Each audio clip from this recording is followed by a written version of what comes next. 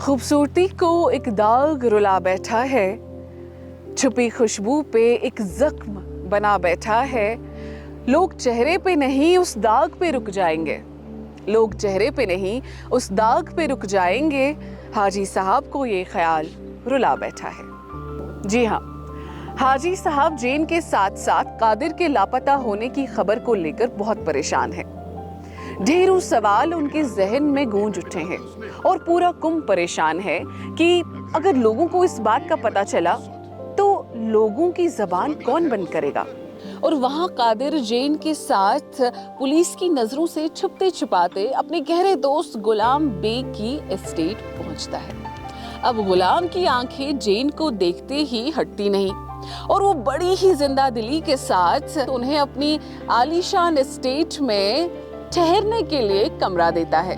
अब जहनी कश्मकश में हाजी साहब नारायण जू के घर पहुंचते हैं और उन्हें सारा वाकया बयान करते हैं।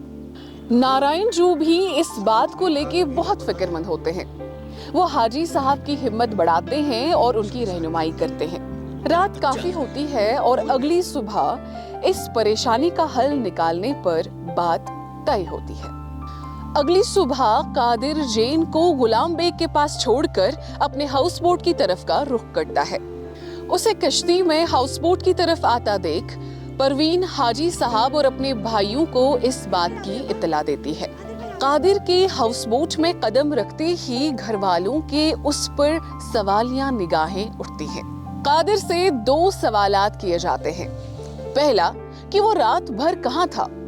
दूसरा, हाजी साहब बिना किसी झिझक उस पे ये इल्जाम लगाते हुए कहते हैं कि उन्हें अच्छी तरह पता है कि जेन को हाउस बोट से भगाने में कादिर का ही हाथ है।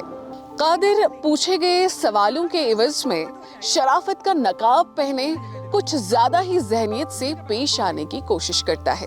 इस दरमियान उसकी नजरें रजाक से टकराती हैं, जिसने उसे और जेन को हाउस बोट के पिछले हिस्से से साथ में भागते हुए देखा था। आइए नाजरीन, आगे देखते हैं कि गुलशन गुलफाम में क्या होता है। हर गुरुवार रात 9 बजे बिल्कुल देखना ना भूलें गुलशन गुलफाम।